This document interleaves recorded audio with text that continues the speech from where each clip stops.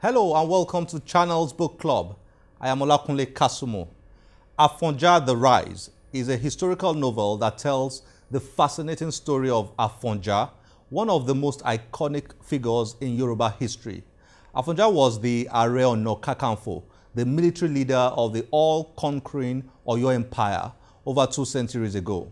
The author of the novel is Tunde Leye, who has also authored 3 other books and is a celebrated blogger. Last week, we showed you excerpts from the public presentation of Afonja The Rise. It was an event not just for the book, but for exploring Yoruba culture and history. As promised, Tunde Leye joined us to review his book. Enjoy this. Tunde, nice to have you on Channel's Book Club. Thank you very much. Again. I was about to say that. You beat me to it. Well done. Afonja The Rise. Yeah. When I started reading this, I couldn't put it down. Initially, I was trying to get a grasp of the characters. There were quite a number of them initially. So it was like being in a plane with a bit of turbulence at the beginning. Then I got into the book, and I just kept on and on and on. It's a bit of thriller, a bit of romance, a lot of war, politics, and so on. But most importantly, it's a bit of life. Yeah, all those things are part of life. Yeah, rich, interesting proverbs, and then of course the very incredible Yoruba culture, well portrayed in here. So good job you've done. Well done. Thank you very much. Well done. I should shake you again. Well done. Okay, so but there are people out there who are probably very curious. Tell me about this, and then what inspired it, and the core of the story. I think I've said the story that inspires it a number of times. I'll say it again. So I was with a couple of friends of mine, and we were talking about history. And these are guys that are very knowledgeable about history, anyhow you think about it. They know European history, they know the Roman Empire, they know the Mongol Empire, all of those things. They know the Battle of Waterloo, what kind of guns they used at the Battle of Waterloo and artillery and all of that. So I just mentioned Kiriji War, and everybody went blank.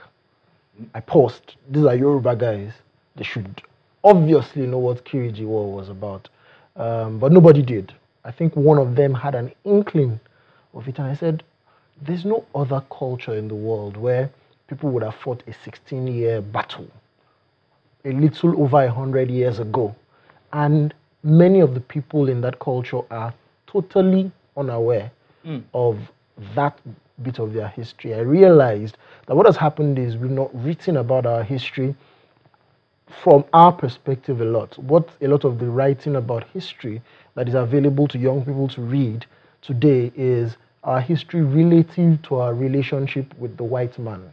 So how did we get colonized? How did we extricate ourselves from colonialism? How did we get our independence? And all of our history is centered around all of these, or slave trade. How did we participate in the slave trade? But what was happening in those kingdoms, excluding the white men? Not a lot of that has been written about, and I realized that there's work to be done in that. So I wanted to write about the Kiriji War, but when I started researching the Kiriji War, I realized that the logical point to start the story of Kiriji was the collapse of the Oyo Empire, because it was what precipitated Kiriji.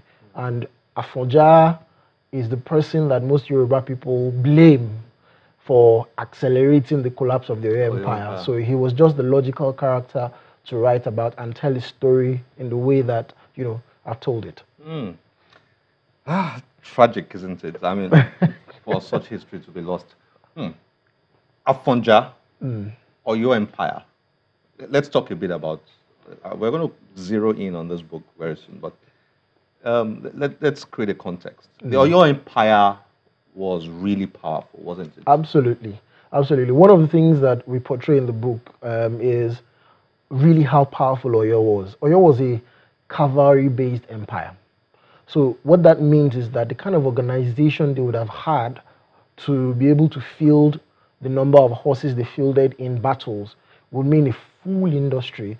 It was an empire that stretched from much more northern than where Ilorin is today to the coast and subjugated other kingdoms like Dahomey, like the Mahi, like the Popo. All those places, all those things show that it was a great empire.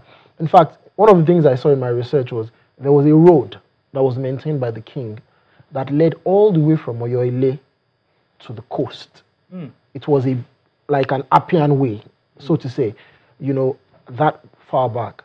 So Oyo was imperial, Oyo was a great empire, and it was important for us to, a lot of people get their idea of what Yoruba warfare is like from Nollywood today, for example, where you see some people wear this nice, interesting outfits and they shoot guns that you can't see again once they've shot it. But this book shows that, there were battles where there were 10,000 horses, cavalry, that type of thing. And it's really important to show the history in that type of context. And it was organized. Absolutely. Politically, there was the Oyomesi, the chiefs, who decided who was king next, and the interplay between the Oyomesi and, the religious angles to how they came about, who was, the next king. Really, really interesting. And we're talking as far back as when? 1600s. So there was a lot of organization then. As far back as then. Because the British didn't come until 1851. It was 1851 they bombarded Lagos and went hinterland. Before then, 1860 something they took over Lagos as a colony. And if you think about it, it was such a rich type of kingdom, checks and balances all over the place. The Oyomesi checked the Alaafin. The Alaafin had executive power. The fact that anybody that had access to the Alaafin was going to die with him meant that there were very few assassinations. The fact that the Oyomesi itself was checked by the Ogboni, and the head of the Ogboni was one of the Oyomesi, meant that, the Oyomesi could not just do, for the large part of the history, could not just do anyhow that they liked as well. So what you find is that it was such an evolved system that took in the nuances of the people.